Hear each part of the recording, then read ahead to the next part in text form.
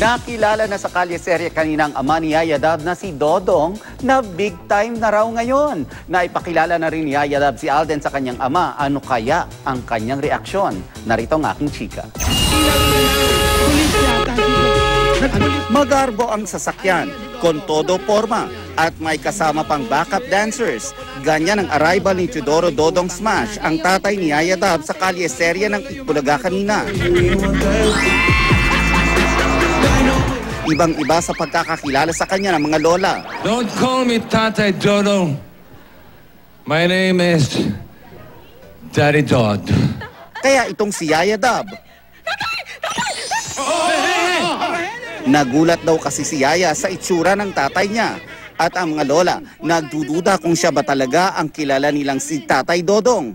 Pero lahat ng kanilang pagdududa na wala nang makita nilang humataw ang mag-ama. At nag-dab smash pa. Kami ang pabibigay at wala kayong pake.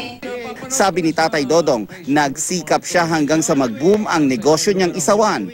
At nang nagkakapalagayan na ng loob, ipinakilala na ni Yaya si Alden sa kanyang tatay. Pero mukhang nahalata ni Daddy Dodds ang extra closeness ng dalawa. Mahal mo ba ang anak ko? Yaya Dab, I love you. Huwag maging mapusok, ha? May ipinagtapat din si Daddy Dodds. May stepmother na pala si Yaya. Tay naman, ang dami-daming tao, tay! Nabalitaan din pala ni Dodong na napalayas na sa mansyon ang mga lola at sina Yaya. Kaya gusto niyang tumulong. Sa gitna naman ng kanilang pag-uusap, umiksena ang lola ni Alden na si Doña Baba.